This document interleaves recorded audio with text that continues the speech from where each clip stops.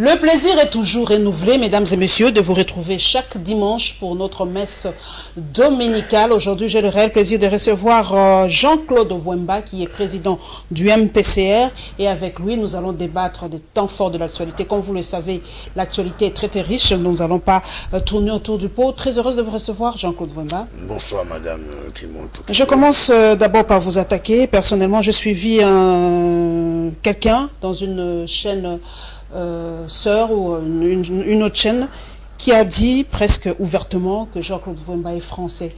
Alors moi je vous pose aussi la question devant des milliers de téléspectateurs. Jean-Claude Ovouemba, êtes-vous français? On le prouve. Je suis de Kassangoulou. Mon père est congolais, Ovouemba Thomas Dakan.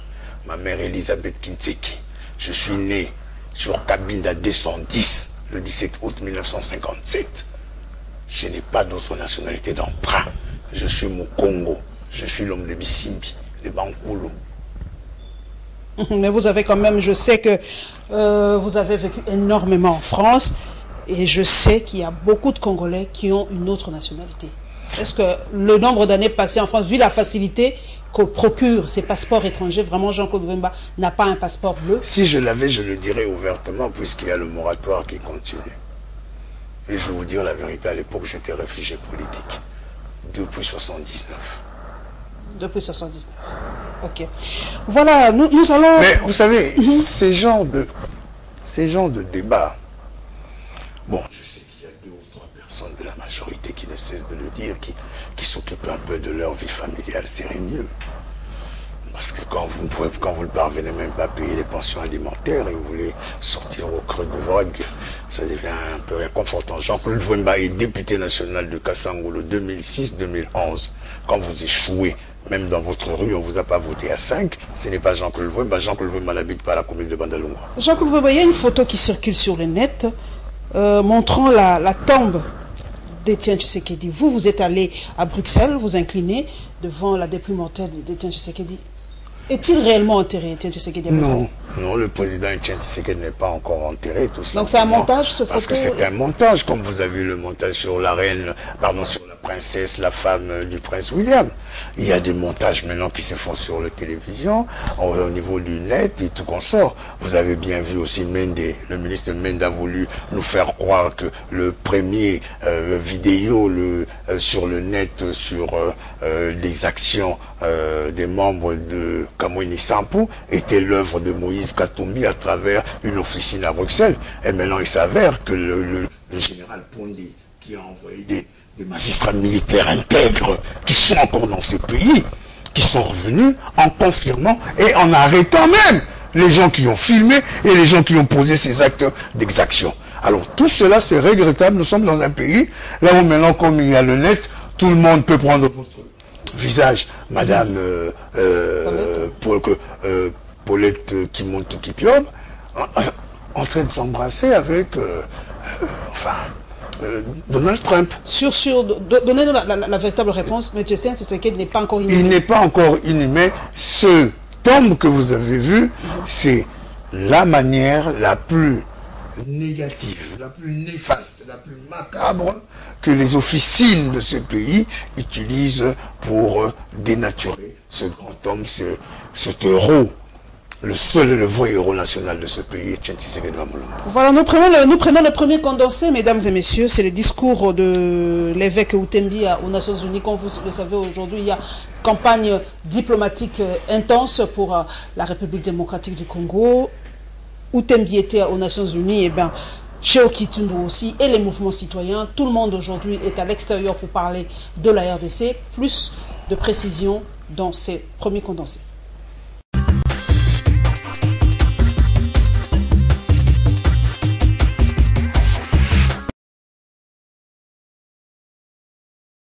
Monsieur le Président du Conseil de sécurité, Mesdames et Messieurs les ambassadeurs, la République démocratique du Congo traverse une crise sociopolitique, sécuritaire et économique de plus en plus préoccupante et inquiétante.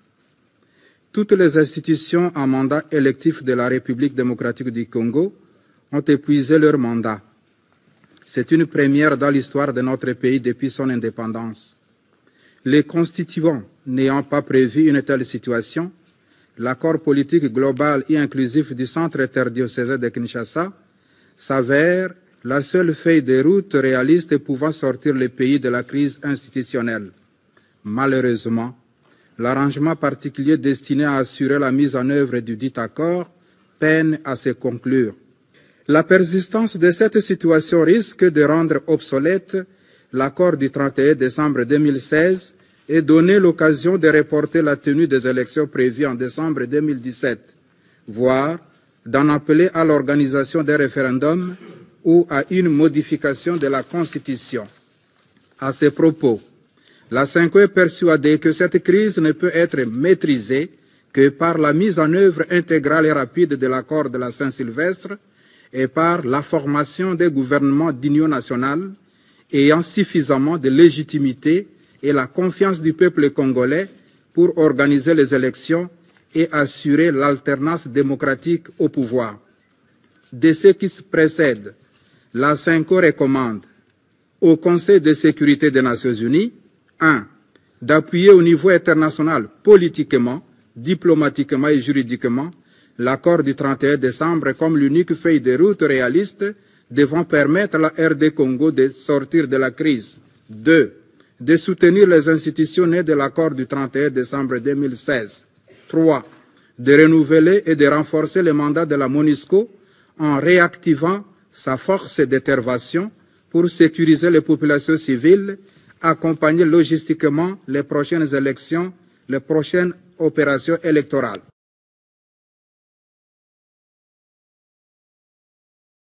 Monsieur le Président, concernant la situation politique, la classe politique congolaise dans son ensemble, ainsi que les forces vives de la nation, ont exprimé un légitime besoin d'un dialogue national inclusif pour faire face à la crise sociopolitique que traverse mon pays.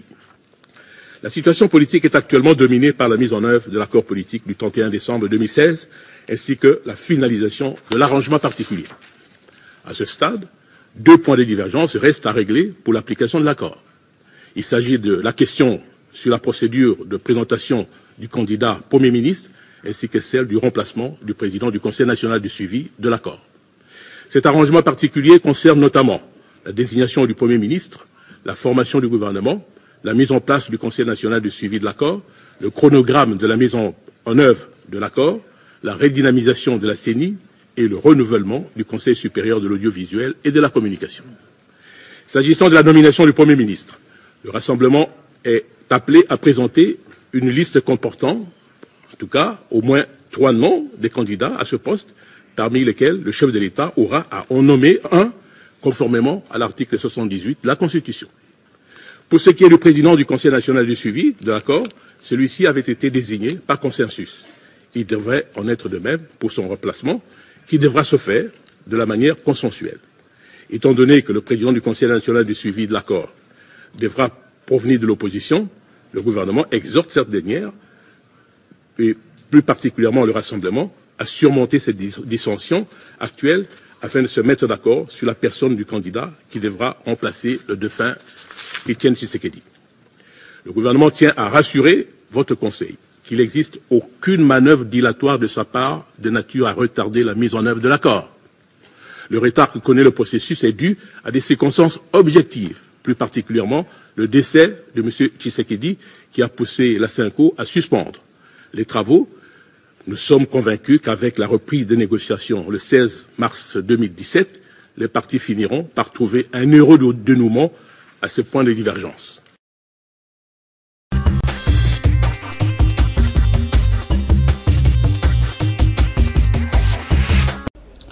Jean-Claude Wemba, vous avez suivi les 2 sons de cloche de ce compatriote aux Nations Unies. En tout cas, 2 faits, ou plusieurs faits, en tout cas, remontent à la surface. Chez Okitundu est clair, il n'y a aucune manœuvre dilatoire pour bloquer le processus ou la mise en application de l'accord du 31 décembre. Tout ça, l'arrêt a été causé, il a dit, par la mort d'Étienne Tshisekedi. Vous devez comprendre, c'est une circonstance objective, qu'il y a eu un petit arrêt, et voilà. Et maintenant, c'est à vous maintenant, la balle est au camp du Rassemblement unissez-vous, puisqu'aujourd'hui, je ne sais pas dans quelle aide d'ailleurs du rassemblement vous êtes, vous, Jean-Claude Wemba, unissez-vous, présentez un candidat et les 3 noms proposés par exemple pour le poste du Premier ministre, proposés consensuellement pour celui qui présidera le Conseil national de suivi de la transition et le tour sera joué. Madame Dehan, il faudrait tout d'abord, je tiens à remercier et à féliciter l'Église catholique à travers ses évêques. Utembi, Ambongo, Fidel Ntilele et tous ces évêques ainsi que tous ces curés et abbés qui sont nuit et jour pour que la paix sociale puisse revenir dans ce pays. Madame, ce que venait de dire Monseigneur Utembi, je n'ai rien à ajouter. Il n'a dit que la vérité. Moi, ce qui concerne M. Chéo Kitondo, soyons sérieux entre nous. Les accords précisent texto.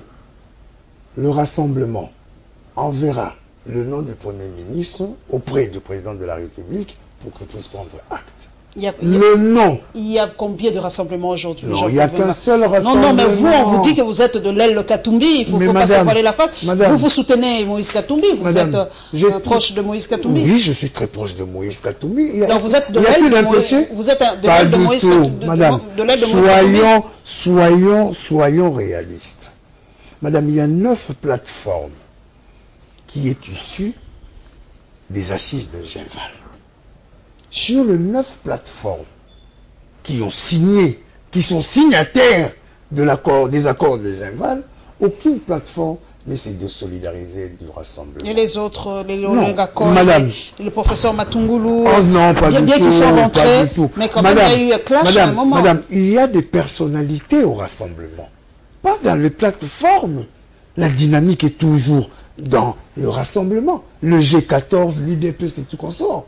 Il y a des individus, il y a des personnalités qui ont estimé que la restructuration n'était pas à leur goût, vu leurs ambitions, sont en train de dire qu'il y a 2 rassemblements. Le rassemblement n'est qu'un seul. En ce qui concerne le comité de sages, tout a été déjà fait. Les évêques ont reconnu qu'un seul rassemblement.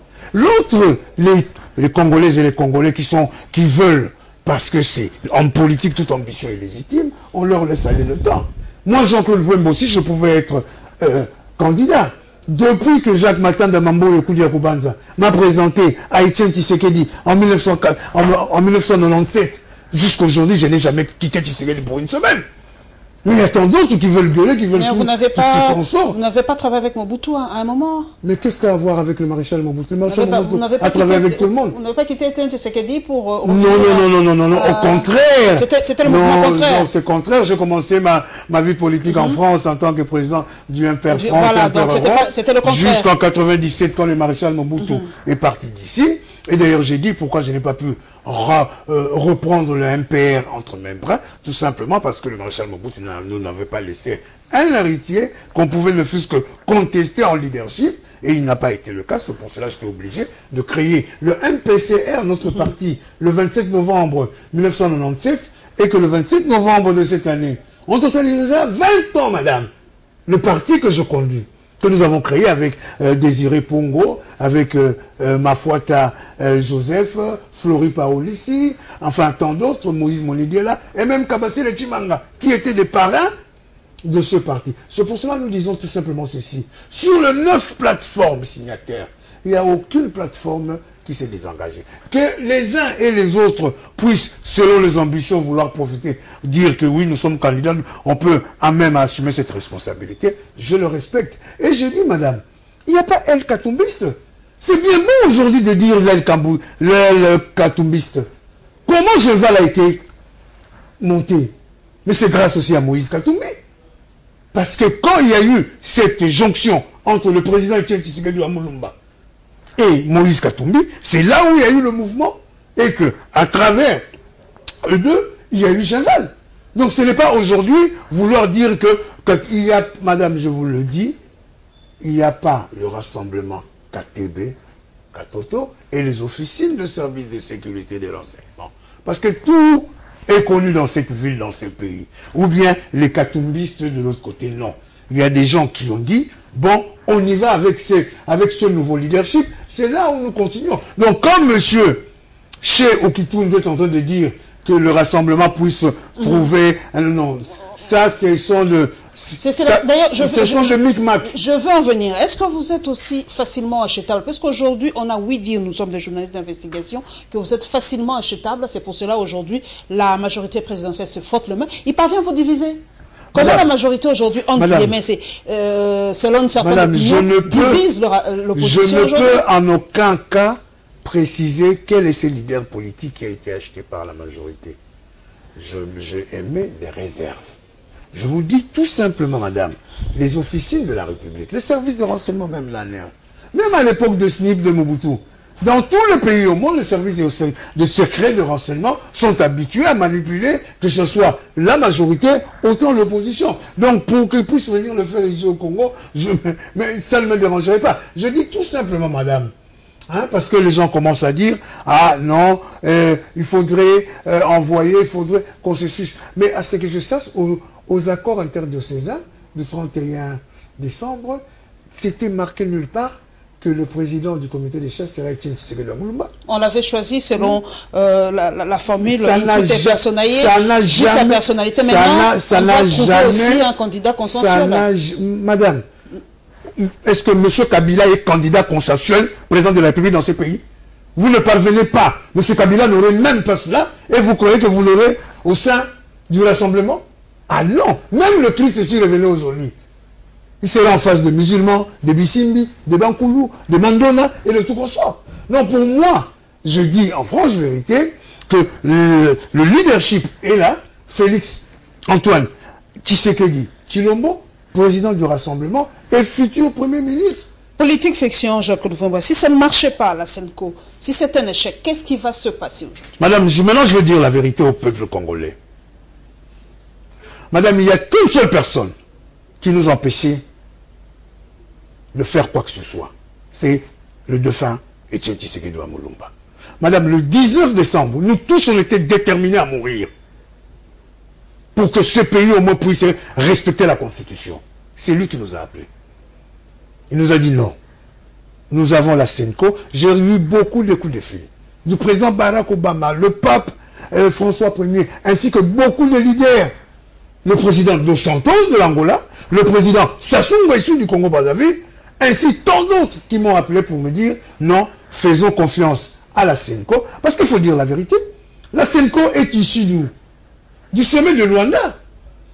C'est M. Dos Santos qui demandera à M. Kabila, comme on n'avait plus confiance à Moana Popo, Moana Galatana et Den Kodjo, que l'Église catholique puisse reprendre l'affaire. C'est à partir de ce moment-là qu'il y a eu la Senko. Il y a des blocages, madame, on est maintenant presque au mois d'avril. Madame, c'est ce que je suis en train de dire. Au mois d'avril. Il serait dangereux de continuer ainsi, parce que la personne, souvenez-vous, le président Etienne Tshisekedi a parlé, en demandant au peuple congolais de faire confiance à la Senko. Mais madame, d'ailleurs, de toute façon, à partir de demain, s'il n'y a rien n'est signé demain, Jean-Claude Vouemba, et son parti, le mouvement du peuple congolais pour la République de l'MPSR, demandera à la dynamique, et la dynamique demandera au rassemblement de mettre fin à ces assises au niveau du rassemblement pour que nous puissions retourner. Vous allez laisser le pays comment? Vous allez laisser le pays comment? Ce n'est pas que nous devons laisser le pays comment. Nous n'allons pas non plus être le fardeau du peuple congolais en sachant très bien que les autres qui sont en face de nous ne veulent rien. C'est ça, madame. Maintenant, c'est terminé ce cajolage inutile. Madame, nous sommes restés combien 10 ans, sans être ministre, sans être quoi que ce soit. Est-ce que ça nous est départi? Nous allons continuer, nous restons dans le chapitre du rassemblement, mesdames et messieurs, l'unité du rassemblement. Jean-Claude Veuve l'a dit, il n'y a qu'un seul rassemblement, mais certaines opinions pensent que non. Réaction d'ailleurs, j'ai mon invité ici, nous allons d'ailleurs le suivre, c'est qu'il a dit par rapport à cette unité du rassemblement, et les jeunes du rassemblement sont allés rendre visite au président de cette plateforme, Félix Tshisekedi.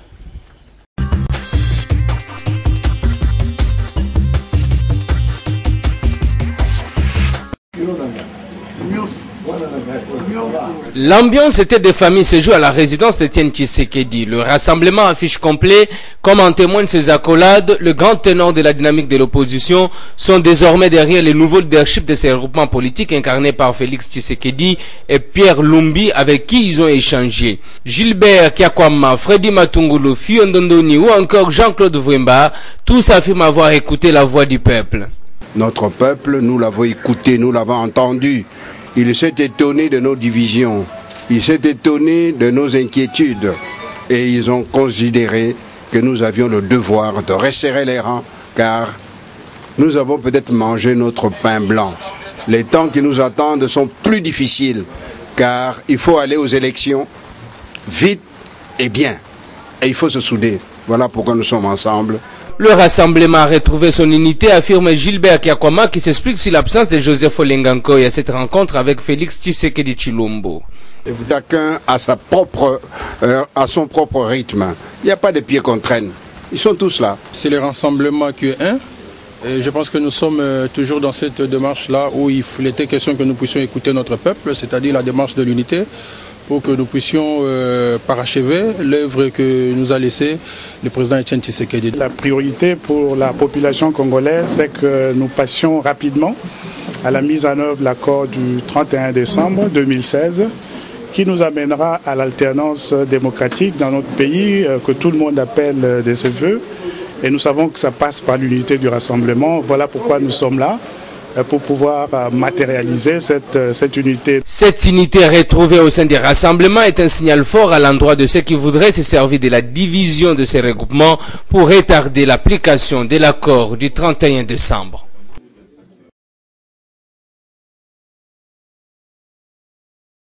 Vous devez savoir qu'en politique, l'ordre n'est pas une obligation. L'ordre à la dynamique a toujours existé.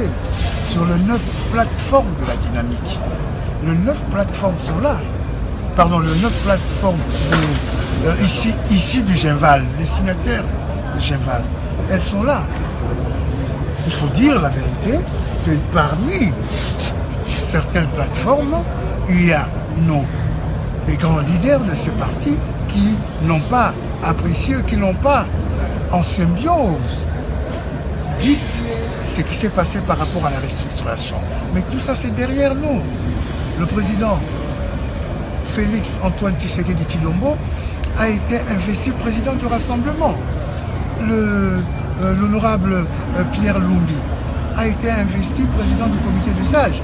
Ça, c'est à ce moment-là que la discussion, le débat doit revenir à l'intérieur du Rassemblement. Parce que tout ce monde qui sont en train de parler aujourd'hui, personne n'a démissionné de sa plateforme, ou bien même de son parti, mais ils sont en train de contester ce qui s'est passé au Rassemblement. Mais comme le temps urge, le peuple congolais est en train de souffrir. Vous voyez le nombre de morts à travers nos morgues, à travers nos cimetières. Doit-on continuer ?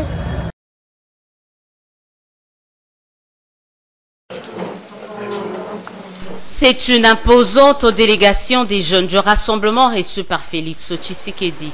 Une démarche d'abord pour féliciter le nouveau leadership à la tête de cette méga plateforme, mais aussi pour parler de la nouvelle configuration de Juras. Ces jeunes ont aussi émis le vœu de développer un nouveau type de partenariat avec les instances de leur plateforme. Nous avons formulé le vœu de voir la jeunesse du rassemblement ne plus faire de la figuration, mais être un partenaire important, un bras agissant, prise de décision à ce qui concerne les actions de terrain. Et surtout qu'avec le temps qui court, la jeunesse du rassemblement se réserve le droit à tout moment, n'est-ce pas, de changer le fusil d'épaule quant à notre façon de défendre l'intérêt du pays, surtout en ce qui concerne l'accord de la Saint-Sylvestre du 31 décembre, lequel accord nous voulons qu'il soit d'application et à l'immédiat. S'arrange et affûte ses armes au cas où, à la date du 27, comme nous l'ont promis les évêques, l'accord n'entrait pas en musique, eh ben, nous allons tirer toutes les conséquences et nous prendre en charge. Les jeunes du rassemblement affirment avoir trouvé auprès du nouveau président de leur regroupement politique une oreille attentive. Félix Tshisekedi, qui a en outre salué le retour des enfants prodigues. Voilà qui fait dire au président de la jeunesse du rassemblement que l'unité au sein de leur plateforme est atteinte à plus de 99%.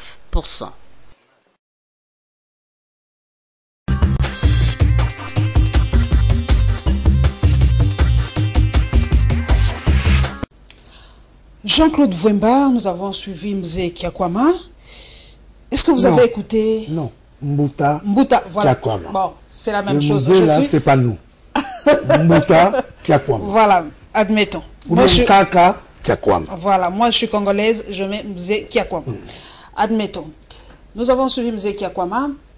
Est-ce que vous avez écouté réellement ce peuple? Qu'est-ce que le peuple veut? C'est ce que nous voulons savoir aussi. Madame, le peuple congolais veut qu'une seule chose, que le rassemblement continue pour que nous puissions les amener aux élections. Ce n'est que ça le vœu du peuple congolais. Le peuple congolais ne veut pas de distractions personnelles ou tout ce que vous voulez par ego en politique pour dire moi, dès lors que des millions de peuples congolais souffrent. Ce n'est que ça que le peuple congolais veut, que le rassemblement puisse les amener aux élections novembre ou décembre 2017. Parce qu'à partir du 1er janvier, le nouveau président viendra faire l'alternance dans notre pays. Madame, vous venez de voir les jeunes du rassemblement. Tous sur les plateformes, ils y sont. Toutes les 9 plateformes, et même d'autres qui n'étaient pas signataires, sont là. Alors, est-ce que vous voulez savoir? L'unité est là. L'unité est là. L'unité est là, madame. Il y a certaines personnalités, comme je ne sais de le dire, qui n'ont pas accepté la restructuration, à juste titre, parce que nous sommes en démocratie. On a posé la question clairement, l'absence d'Olenganko, et pourquoi il n'est pas là? Mais, madame, Olenganko est en train de contester la présidence de Pierre Lumbi au comité des sages. Est-ce que vous l'avez écouté? Est-ce que vous avez écouté ce qu'il a à dire? Parce que c'est vrai que des fois on nous dit, nous n'écoutons pas. Est-ce que vous l'avez écouté?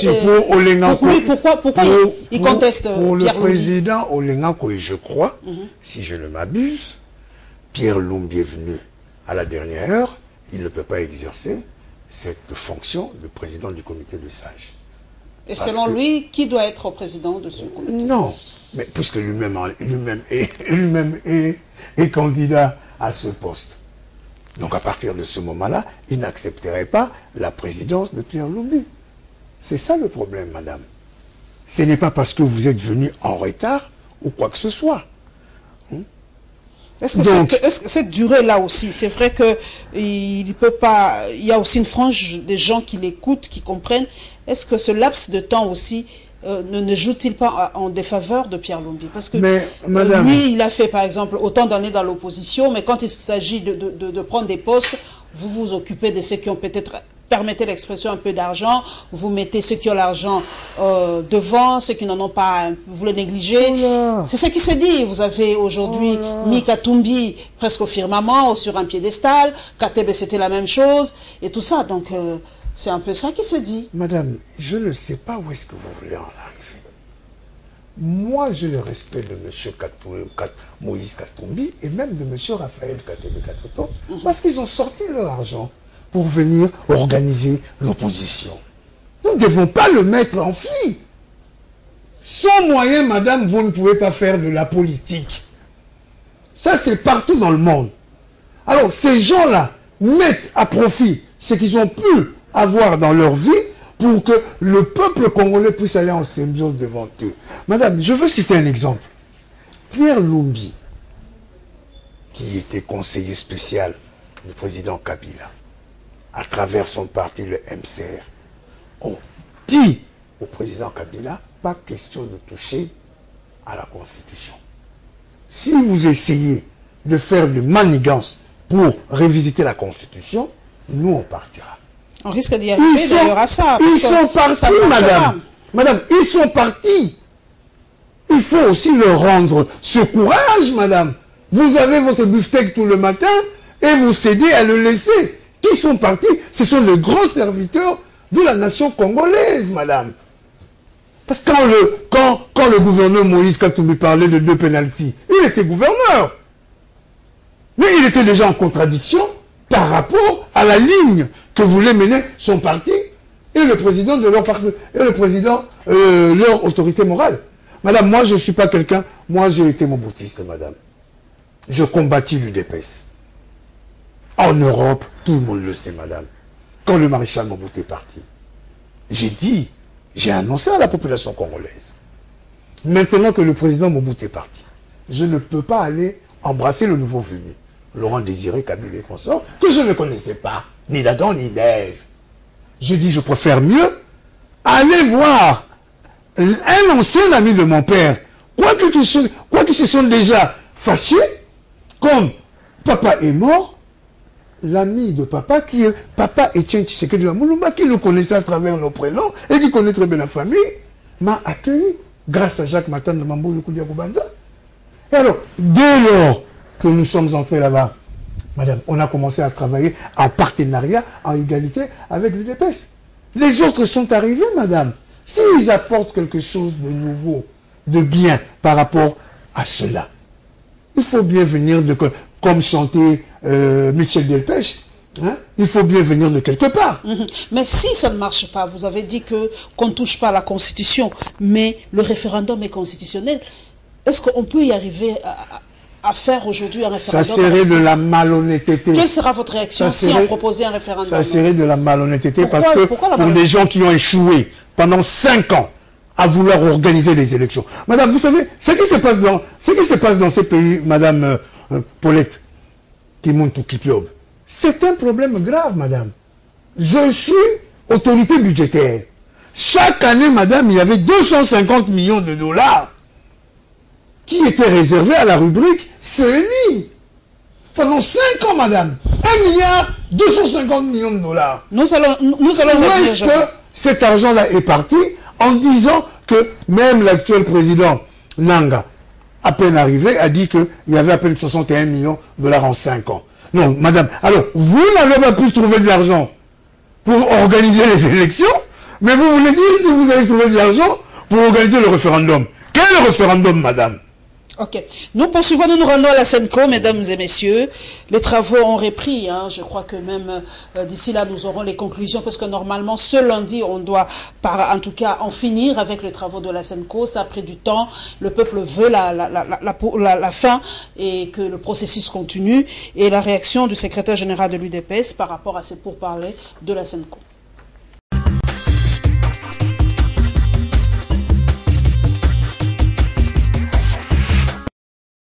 Aujourd'hui d'un grand parti politique qui ne peut pas accepter d'être traîné en bateau et assumer une certaine responsabilité devant notre peuple. Il est tout simplement constaté par moi que la majorité multiplie des embûches, multiplie des points de désaccord pour nous traîner en bateau et ne pas appliquer l'accord. Il vous souviendra que le fameux blocage de 3 non, 1 non, a été d'une certaine mesure allégé par les évêques qui nous ont fait une proposition qui semblait nous mettre tous d'accord. Mais lorsque nos amis reviennent, ils reviennent avec leur histoire de 3 non qui n'est consigné nulle part dans l'accord. Et demain, ils continueront à nous bloquer avec l'histoire du CENSA qui est déjà bien déterminé dans l'accord que c'est le rassemblement. C'est le président du Conseil des sages qui doit désigner le président du CENSA. Je constate malheureusement que nos amis ne sont pas de bonne foi. Je vous l'ai dit, je l'ai dit aussi à notre peuple que la majorité présidentielle ne veut pas appliquer l'accord.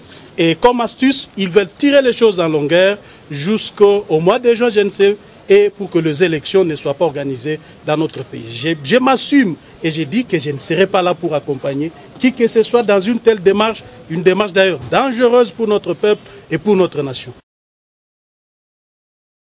Les discussions d'aujourd'hui ont porté pratiquement sur les mêmes points. Les mêmes points qui ont été examinés au niveau de la commission.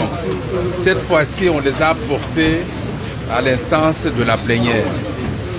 C'est concernant la formulation sur le mode de désignation du Premier ministre, sur la présidence du CENSA. Nous pensons pouvoir les vider totalement demain. Mais on a beaucoup évolué. Et aussi concernant l'affectation des portefeuilles ministériels. Donc on est à plus ou moins pour chaque point à 90% du chemin à parcourir. Avancée significative sur toutes les questions qui restaient en suspens. La question de la formulation des modes de désignation du Premier ministre. La question de la présidente du CENSA. Nous sommes tous d'accord qu'il faut rechercher un consensus. Et nous avons déposé les uns les autres nos desiderata auprès de la médiation. Nous disons nous sommes en négociation, donc aucune composante ne peut exclure une autre. Mais chaque composante doit amener ses atouts. Parce qu'il s'agit d'une institution qui doit être dirigée par une personnalité qui doit être consciente qu'il s'agit du contrepoids à la CENI et de faire avancer le processus électoral. En ce qui concerne la finalisation des partages de postes ministériels, ceci aussi a abouti, à mon sens. Il reste 2 ou 3 réglages au niveau des rassemblements de l'opposition signataire de la société civile et de la majorité.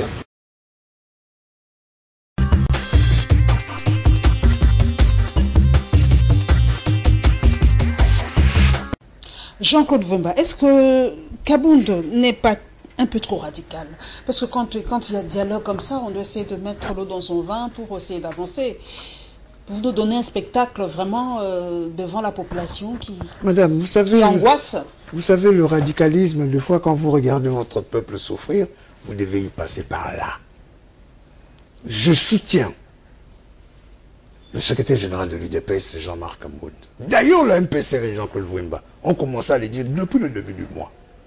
Si à la fin de ce mois, il n'y a rien, le rassemblement doit quitter le centre interdiocésain afin que nous puissions être en symbiose avec notre peuple. Que dit le secrétaire général Jean-Marc Kambound? Le vendredi, ils ont avancé. Même en ce qui concerne le Premier ministre. Le vendredi soir. Avec le ministre Tambo Mwamba comme porte-parole. Qu'est-ce qui a été trouvé comme consensus? Non, mais il vient de le dire. En ce qui concerne le nom du Premier ministre, c'est le président du rassemblement et le président du comité des sages qui emmèneront le nom du Premier ministre auprès du président de la République qui prendra acte et puis il nommera le Premier ministre. Ça, c'était le vendredi. Le lundi, en arrivant par là, le vice-premier ministre, ministre de l'Intérieur, Emmanuel Ramazani Sadari, dit « Ah non, nous avons dit 3 noms, 3 noms. » Mais alors, où est-ce que nous voulons jouer à ces 3 noms-là? Madame, soyons sérieux. Depuis que les premiers ministres sortent de l'ère Kabila, 15 ans, où est-ce que nous avons déjà vu envoyer 3 noms? Ça n'a jamais existé. Et vous êtes en plein accord, vous voulez remettre la Constitution. Madame, le ministre des Affaires étrangères, Cheikh Kitundu, l'a dit aux Nations Unies que c'est la Constitution. Alors respectons la Constitution, que M. Kengo Adono, qui est de plein droit, président de la République, pour nous amener à la transition. Toutes les institutions sont légitimes selon l'évêque Outembi. Mais bien sûr, je le dis encore avec gravité. C'est très grave par rapport à une nation qui se dit démocratique, madame.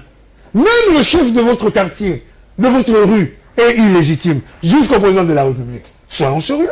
C'est pour cela que nous disons un accord, c'est un accord. À chaque crise politique, la solution, madame, elle est politique. Pourquoi la majorité présidentielle veut nous imposer un Premier ministre que nous n'avons pas désigné? Est-ce que le rassemblement aujourd'hui ne se bat-il pas pour les postes ministériels alors qu'on a l'impression que la majorité présidentielle est en train de s'implanter à l'intérieur de la RDC pour amener le peuple à s'enrôler? La majorité présidentielle est sur terrain, mais on a l'impression que l'opposition se bat pour être Premier ministre. Le rassemblement veut le poste de Premier ministre. Le rassemblement, il y a des députés qui veulent être ministres. Et vous oubliez qu'il y a d'autres échéances, les élections. Est-ce que le MPCR aujourd'hui se prépare pour les élections, Jean-Claude Vemba? Vous êtes prêt pour toutes les échéances électorales? Le MPCR, à partir du 28 novembre 2011, nous sommes sur le terrain, madame. À partir du 1er avril je commence ma tournée de sensibilisation, de vulgarisation. Je veux commencer par la province du Congo central, de Kassangoulou jusqu'à Tchela, Sekebanza, Lukula, Banzangungu, Luozi et tout. Je veux aller parce que j'ai besoin que cette année-ci, que le corps électoral de la province du Congo central dépasse le 1,5 million, que nous puissions atteindre le 3 millions pour que nous puissions avoir autant, plus de 29 députés nationaux et plus de 35 députés provinciaux.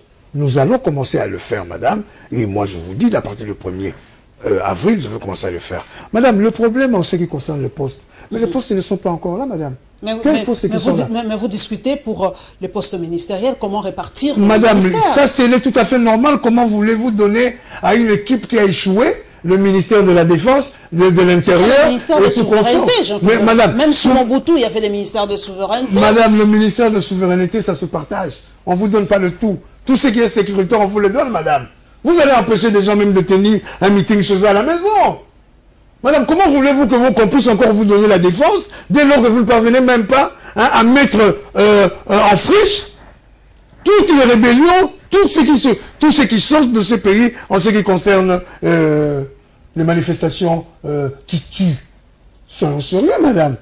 Comment voulez-vous avoir tout, madame? Avoir tout dès lors que vous avez échoué en tout. Madame, à cet instant présent que je suis en train de vous parler, les réserves de la Banque centrale est de 2 jours. Pardon? Les réserves de la Banque centrale. En dollars? En dollars. Même pas plus de 30 millions de dollars. De la Banque centrale, madame. Pour une équipe qui avait les macroéconomiques, qui avait tous les savants financiers et qui était applaudi partout. Vous vous rendez compte sur ça, madame?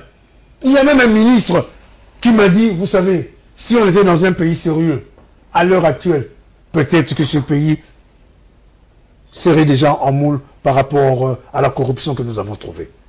Très grave, trop grave. Comment un grand pays tel que le Congo, les réserves ne peuvent même pas attendre 1 mois, 2 mois, 3 mois, 4 mois, mais 48 heures. Même par rapport aux 5, au billet de 5 000 francs congolais, madame. Est-ce que vous êtes sûr, Jean-Claude Vemba, si on vous nommait, par exemple, le Premier ministre ou ministre de budget, ministre de finances, vous ferez mieux? Parce qu'on a vu, hein, aujourd'hui, Sami Balibanga est là, on voit comment les choses se déprécient. Il y a des opposants qui, permettez-moi l'expression, qui avaient la grande gueule, mais aujourd'hui qui se taisent, hein, madame, l'impression que vous avez la grande gueule quand vous êtes opposant, mais dès que vous arrivez là, ben c'est fini. Hein. Jean-Claude Vemba, c'est quelqu'un, s'il se rend compte qu'il ne peut pas, il laisse le tablier. La culture de la démission n'est pas nôtre. Hein. Mais madame, c'est pas nôtre par rapport à vous, madame. Moi, je suis issu d'un père qui m'a inculqué autre chose que je fais dans ma vie, madame. Soyons sérieux. Moi, je le sais que c'est que mes parents m'ont appris. Hein? Alors, donc, quand vous dites cela, madame, il ne faudrait pas dire que non. Il y aura tout d'abord un mouvement. Le mouvement serait quoi? Madame, je vous le dis à chaque fois que je passe par ici. Première mission du gouvernement qui arrive, de transition. Amener le peuple congolais aux élections. La deuxième mission, éradiquer la corruption, madame. Paulette qui monte tout qui pleure. Moi, Ibrahim d'ailleurs l'a souligné, si la corruption est très grave en RDC. Mais madame, vous n'avez qu'à regarder les immeubles qui pullulent dans cette ville. On se pose des questions, où est-ce qu'on trouve cet argent? Soyons sérieux, madame. C'est pour cela que nous disons clairement, madame, je ne pense pas. Vous savez, il y a un ministre français qui avait dit un jour, j'ai oublié son nom, je crois qu'il était devenu ministre de Finances ou de l'Économie, je ne sais plus c'est qui. Un ami est parti lui dire félicitations, il a dit non, présentez-moi les... Non, c'est un ministre de l'Économie d'ici. Il était d'ailleurs de l'UDPS. Antalé, le ministre Antalé. Quelqu'un était parti lui présenter les félicitations, il a dit mon frère, présentez-moi les condoléances. Parce que c'est ce que j'ai trouvé là-bas. Ça ne fait pas rire en tout cas. Maintenant, nous prenons la clôture du sommet de la SADC, mesdames et messieurs. Et comme vous savez, nous faisons partie de cette grande regroupement sous-régional. La RDC est bien dedans. Nous allons parler de la clôture de ce sommet et l'ouverture de la 9e conférence de l'APF.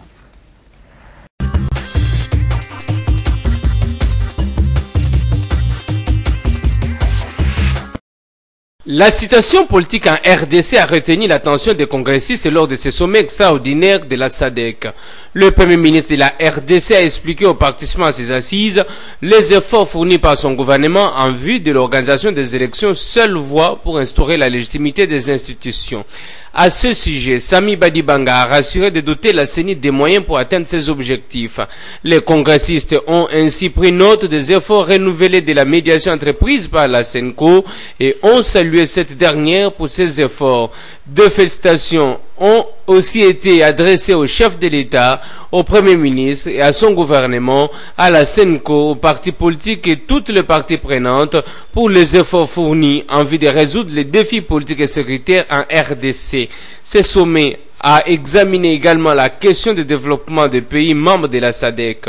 Les participants ont évoqué les sujets relatifs à l'invasion de chenilles légionnaires d'automne qui ont dévasté de nombreuses îles dans la région de la SADC, notamment dans la province du Haut-Katanga. Le sommet s'est convenu d'améliorer les efforts en matière de coordination et de collaboration en vue de promouvoir l'adoption d'une approche harmonisée de lutte contre ces insectes et de mobiliser les ressources nécessaires quant à ces. En marge de ce sommet, le Premier ministre Sami Badibanga a été reçu par Sa Majesté Mswati III, roi du Swaziland. C'est dans la soirée de ce dimanche 19 mars que le chef du gouvernement de la RDC est rentré au pays.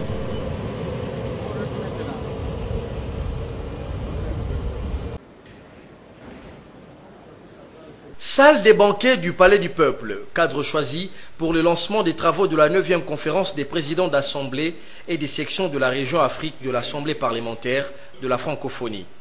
Les assises de Kinshasa ont pour objectif de préparer la 25e Assemblée régionale Afrique qui se tiendra à Marrakech au mois de mai prochain. Stabilité et bonne gouvernance pour un développement durable et harmonieux en Afrique francophone, l'entrepreneuriat en Afrique, défis et enjeux, voilà les deux thèmes retenus pour la rencontre de Marrakech. Le président de l'Assemblée parlementaire de la francophonie a tenté de scruter les 10 thèmes et rappeler à l'assistance le rôle des parlements dans le développement de la démocratie en Afrique francophone.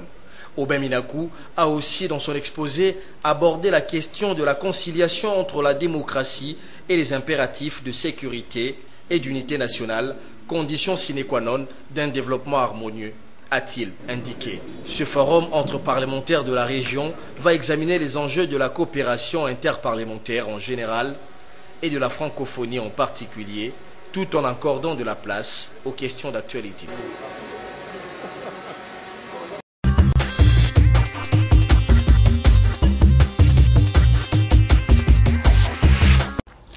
Jean-Claude Vamba, est-ce que la SADC joue réellement son rôle dans la crise congolaise?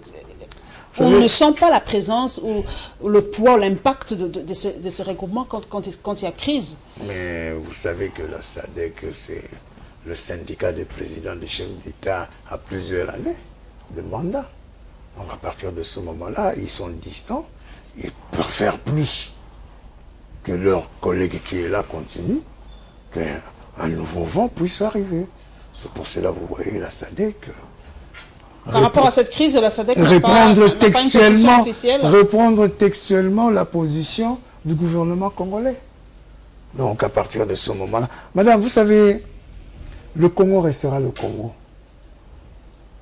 Quoi qu'on en fasse, quoi que nous puissions dire, il restera toujours le Congo et le Congolais sera toujours là. Et le rôle de cette grande institution qui est la francophonie, aujourd'hui il y a eu cette conférence des parlementaires francophones, est-ce que vous avez pris part? Oui, j'étais invité à tant que... Ça impacte aussi dans la crise congolaise ou pas? Madame, vous savez, la francophonie c'est culturel. La politique fait partie de la culture. Dès lors que vous recevez ces genres de forums, c'est un honneur pour votre pays. Mais quand politiquement vous-même vous ne parvenez même pas à prendre un accord qui devait jouer, je n'en sais rien, 10 jours, 15 jours. Mais les gens, ils viennent parce que c'est un calendrier à respecter. Mais en sortant d'ici, ils vont dire quoi? Est-ce qu'entre vous, c'est une question assez personnelle, Jean-Claude Vamba, est-ce qu'entre vous, vous parlez, vous dites, quelle est l'image que nous reflétons à l'extérieur? Est-ce que vous n'avez pas de fois honte d'être parlementaire congolais? Je le dis à chaque fois. Je le dis à chaque fois. Produire les lois, c'est très bien, nous le faisons. Mais est-ce que ces lois-là sont-elles appliquées? Y a-t-il un suivi? Rien du tout. Quand bien même un Parlement qui ne peut même pas contrôler l'exécutif. C'est pour cela que l'exécutif fait n'importe quoi. Et à chaque changement de gouvernement, les gens se rendent compte que le pays a été pillé. Parce que la majorité présidentielle de l'Assemblée nationale n'aime pas qu'on puisse contrôler l'exécutif. Quand ils sont là, madame, vous le savez, vous avez des correspondants à l'Assemblée nationale. Vous voyez bien, à chaque fois qu'on fait venir un ministre, un membre du gouvernement, y compris le Premier ministre, on est bloqué par des motions incidentielles. Alors comment voulez-vous, même quand il y a... Madame, je vais vous dire la vérité. Vous savez, jusqu'à présent, on attend la commission sur les $50 de la RVA. Jusqu'à ce jour, il y a certaines commissions, madame, qui ne fonctionnent même pas parce que les gens font tout leur mieux pour bloquer ces histoires. Non, comment madame, ça s'est passé la rentrée parlementaire? C'était cette semaine, je crois, si je ne me trompe pas, ou la semaine passée. Quelle a été l'ambiance à la rentrée parlementaire? Vous êtes illégitime, hein? C'est reconnu, même l'évêque Outembi a dit, il n'y a aucune institution légitime. D'une tiédeur incroyable. D'ailleurs, je peux dire la vérité, en se regardant, on avait même honte entre nous. Qu'est-ce que nous faisons encore ici?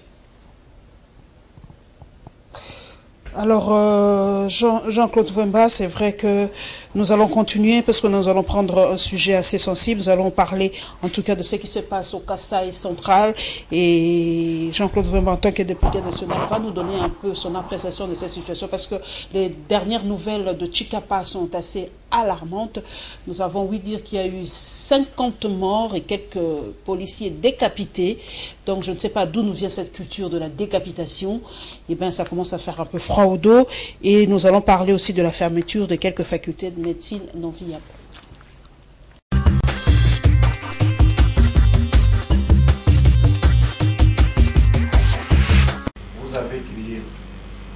La voix des sans-voix dit avoir pris acte de l'évidence des crimes à laquelle sont parvenus les hauts magistrats militaires chargés d'enquêter sur les allégations des tueries de certains éléments des FARDC contre les miliciens Kamouenan Sapou à Benachikasso au Kasaï central.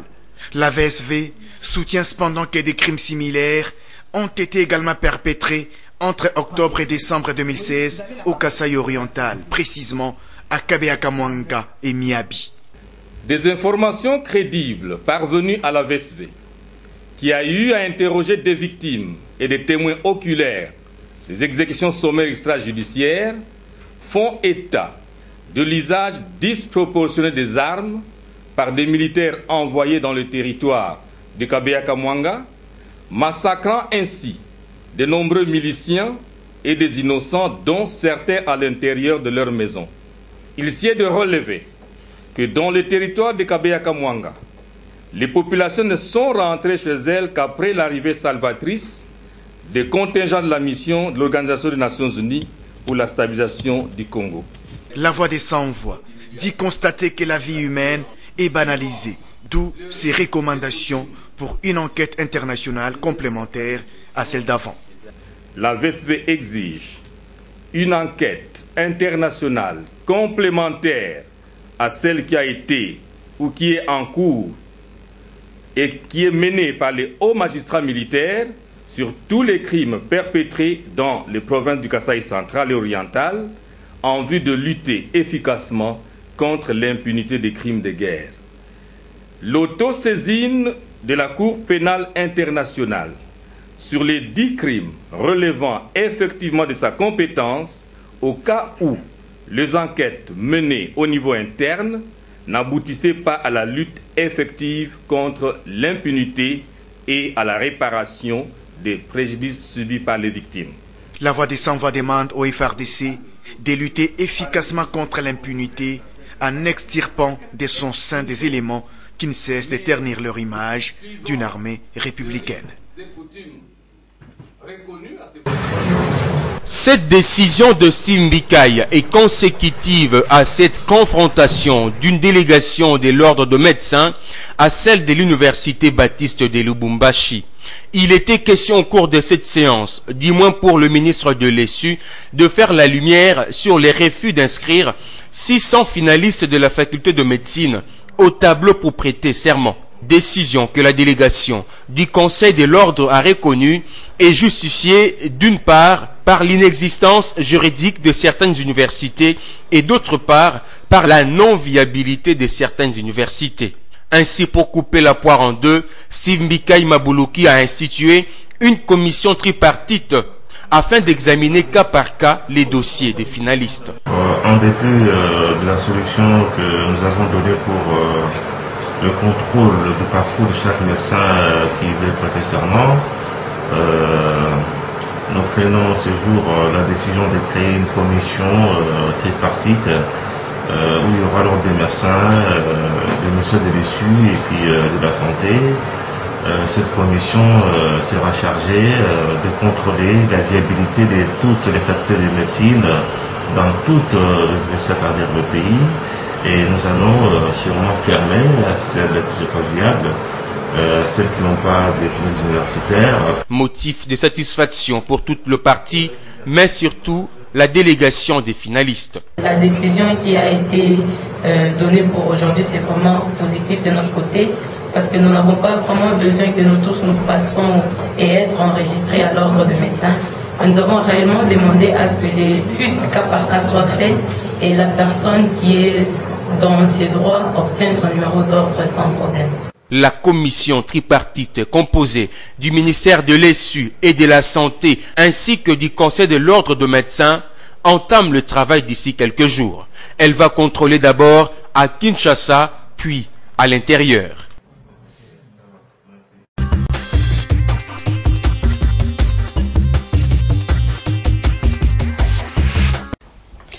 Jean-Claude Vemba, qu'est-ce qui se passe au Kasaï? Parce que jusqu'à aujourd'hui, il y a une grande opinion qui ne comprend pas. On a l'impression que les foyers de tension, le terme approprié d'ailleurs, c'est l'esthétisation du centre de la République. Aujourd'hui, on ne parle plus tellement de l'Est, ça devient le centre. Qu'est-ce qui se passe au Kasaï? Bon, Madame, c'est que le commande mortel, c'est dans ce pays qu'il y a eu un chef coutumier, un grand chef coutumier, Kamwina Sapo, qui a été appréhendé et malheureusement décédé dans des circonstances difficiles. Là n'était pas la question, madame. La question était qu'on puisse montrer la nudité de ce chef coutumier à la mort, ou je ne sais pas où, à l'endroit là où il a été enterré, arraisonné. Ah, on l'avait laissé sans habit? Sans habit, et avec les réseaux sociaux, madame, ça a parcouru. Et un chef coutumier au Kasaï, vous le savez, on garde tout d'abord silence. Pendant 45 jours, on le sort et puis on l'enterre. Ils sont partis l'enterrer ainsi. Alors la plupart on a restitué son corps, selon le ministre Chadari. La plupart des milliers, hein, des gens qui sont dans sa fédération de chefferie ne l'ont pas accepté. Madame, mais la violence actuelle de ce qui se passe au Kasaï, personne ne peut l'accepter. Personne ne peut l'accepter, madame. Que ce soit la violence des FARDC par rapport aux adeptes du chef coutumier et vice-versa, madame. Parce que le Congo n'a plus besoin de morts. Nous avons déjà perdu plus de 10 millions à l'Est. Et maintenant, on va attaquer l'Ouest. Ce n'est pas bon. Mais madame, ça je le dis, je suis un républicain. Je ne peux accepter la décapitation des forces de l'ordre. Madame, vous pouvez tout faire, mais cela est un crime grave. Autant on est en train de dénoncer vigoureusement les vidéos que qui nous parviennent dans des réseaux sociaux, surtout la première que M. Mende a attribuée à Moïse Katumbi et une officine à Bruxelles. D'ailleurs, je demanderai au président Moïse Katumbi, au président Moïse Katumbi de porter plainte contre M. Mende pour diffamation. Hein, et donc, non. Comment vous pouvez jeter au chien le nom de quelqu'un, soi-disant que c'est lui qui est en train de faire des montages de ces macabres vidéos? Nous sommes amis, vous et moi, dans certains clubs. Vous avez vu les dernières vidéos qui viennent toujours de là. Heureusement, madame, c'est de là où moi je dis, il faut quand même féliciter un peu le vice-premier ministre, ministre de l'Intérieur, Emmanuel Ramazani Shadari, qui est allé là-bas, qui a parlé avec les notables, il les a invités ici à Kinshasa. Mais comme vous savez dans ces trains-là, madame, je l'ai vécu avec Bondoulia Congo, ce n'est pas le sommet. C'est la base. C'est la base. Donc maintenant, il serait judicieux qu'on puisse maintenant descendre vers la base pour leur faire comprendre, pour leur expliquer quels seront peut-être les dédommagements qu'on fera vis-à-vis de la famille de Kamwanu Sapou. Et à partir de ce moment-là, nous pouvons... Mais sinon, nous entrons dans un cycle qui hélas, ne finirait pas. Parce qu'il y a d'autres qui profitent de ces histoires. C'est la récupération politique. On a ouï dire aussi qu'il y a des politiques de ce Grand Kassai qui récupèrent cela et qui tirent les ficelles aujourd'hui. Par exemple, la mise de l'accord du 31 décembre. Qu'est-ce que ça a à voir avec Kamwanu Sapou? Je n'ai jamais entendu ça. Oui, moi, nous investiguons. Il y a parmi les revendications aujourd'hui la mise en application de l'accord du 31 décembre. Qu'est-ce que ça a à voir avec Kamwanu Sapou? Jean-Claude Vwemba c'est pour la première fois que je l'entends chez vous. Y a-t-il récupération politique? Moi aussi, madame, comme vous le savez, nous tous, nous avons des services d'investigation. Et si c'est ça, ne vous en faites pas, je vous enverrai un Twitter en vous disant ce que vous avez dit sur le plateau est vrai. Mais moi, je ne l'ai pas encore entendu. Mais y a-t-il récupération politique? Madame, je ne peux pas dire qu'il y a récupération politique parce que... Mais comment ça se métastase? C'était dans un endroit bien précis. Aujourd'hui, on a l'impression que ça se métastase. Mais maintenant, ça ne chica pas. Demain, on ne sait pas ça sera où dans le Kassai. Madame, c'est le malaise que le pouvoir kabiliste nous a imposé dans ces pays. Madame, tout cela fait partie du social du peuple congolais. C'est de ça ce que j'étais en train de dire. Il faudrait que le vice-premier ministre de l'Intérieur puisse maintenant s'occuper de la base afin que on puisse le faire comprendre et éradiquer ce mouvement qui, malheureusement, si on y prend garde, va secouer encore d'autres provinces. C'est pour cela que nous disons que la violence est quelque chose à bannir. Et je tiens à terminer sur ce chapitre en félicitant le général Pondi, l'auditeur militaire, qui a envoyé une équipe de grands scientifiques militaires pour aller jusqu'à découvrir et jusqu'à appréhender les véritables personnes qui ont fait... Est-ce que cela ne pose-t-il pas aussi, Jean-Claude Vwemba, le rôle des chefs coutumiers en RDC? Est-ce que les chefs coutumiers assument ou font-ils vraiment ce qu'il leur est demandé de faire? Sont-ils réellement chefs coutumiers? C'est quoi un chef coutumier aujourd'hui? Madame, vous savez, avec la crise sociale, même les chefs coutumiers chez eux, ils sont contestés. On ne comprend plus rien. Mais c'est malheureusement vrai, madame. Moi, je suis député du Congo profond, je suis député de la province, madame. Quoique moi-même, je suis chef coutumier, que je n'ai pas encore commencé à assumer. Je le commencerai l'année prochaine. Mais je vous dis la vérité, madame, la confiance n'y est plus. Une toute petite question avant de boucler ce chapitre, c'est par rapport à la fermeture des facultés de médecine, selon Steve Mikaï, faut-il fermer de facultés non viables en RDC? Madame, à ce que je sache, il y a quelques années, le collègue ancien ministre de l'enseignement supérieur l'avait fait, le docteur Machako. Et à ce que je sache aussi, le professeur Ngoyi Kassongo Émile, à l'époque où il était aussi à l'USUR, a fermé certaines instituts supérieurs et universitaires. Voilà, ce que moi je condamne, ce n'est pas le fait que ces universités soient non viables, Ce que je condamne, vous laissez les gens étudier pendant 7 ans et à la fin vous dites tout ce que vous avez fait ne sont pas... Non, soyons sérieux, madame. Et depuis tout, parce que des fois chez nous, madame, on croit oublier la continuité du pouvoir. Ce n'est pas parce que le ministre tel vient de partir de ce département et que tout ce qu'il a initié est mauvais, vous devez le jeter à la poubelle. Nous allons terminer, mesdames et messieurs, nous sommes au mois de la femme, et bien voilà, nous allons quand même en parler. L'activité dans l'école Chafak pour ce mois de la femme, le mois dédié à la femme et le constat de circulation de faux billets.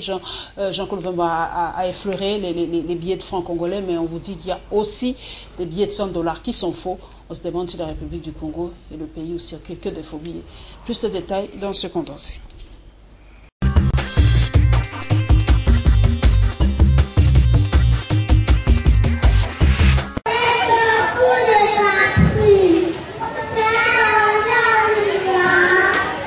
L'école internationale turco-congolaise SAFAC n'en finit pas d'organiser des activités culturelles pour l'éclosion et la croissance des enfants congolais. L'ambiance était chaude, se sont dit en rapport avec le mois de la femme. Tout a commencé par la finale du tournoi de fraternité interscolaire qui a mis aux prises les élèves de l'école arabe à celle de SAFAC. Au terme du temps réglementaire, les deux formations étaient à égalité sur la marque des 3 buts partout. Il fallait recourir aux séances de tir au but pour voir l'école arabe s'imposer sur la marque des 5 tirs à 1. Toutes les équipes participantes ont reçu chacune des brevets de participation. Quant aux finalistes, ils ont reçu des trophées et des médailles. La soirée sera marquée par des poèmes, des scénettes, des chansons, des danses, ainsi que plusieurs autres activités culturelles.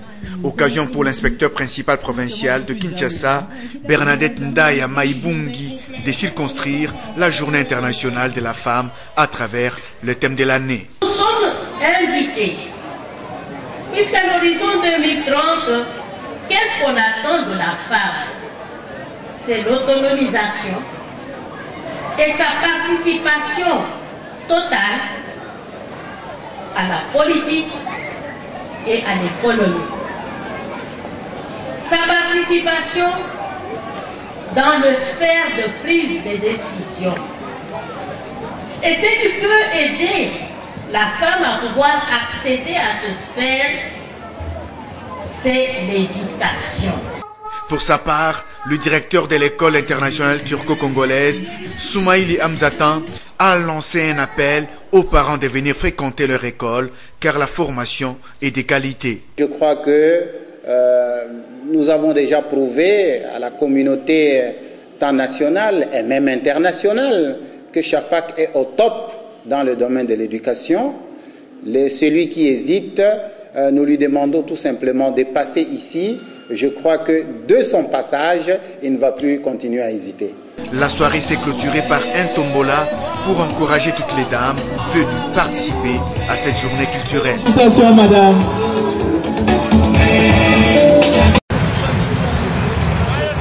Des alertes ici et là quant à une circulation présumée de faux billets de $100 américains. Ce mardi, la caméra de Congo Web Télévision a voulu en savoir plus. Nous sommes allés à la rencontre des cambistes de Kinshasa. Est-il vrai ou faux que les faux billets de $100 américains sont en circulation? Ces cambistes répondent par la négativité.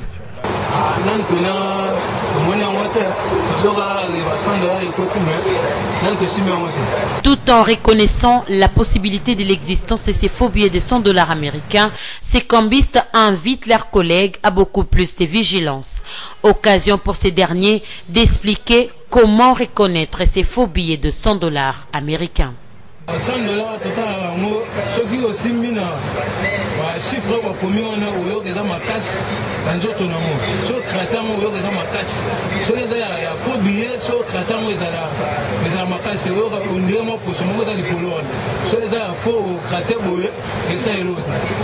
Celui-ci, par exemple, a tout de même joué à l'anonymat en appelant ses collègues à veiller beaucoup plus sur les lettres au recto et verso.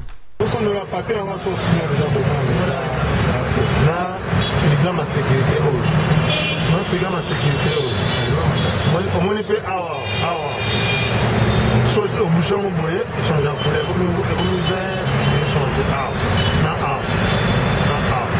surtout si à on va égal. Si à personne soit Aucune confirmation n'a été faite quant à la circulation de faux billets de 100 $ américains, mais la prudence reste de mise chez les cambistes.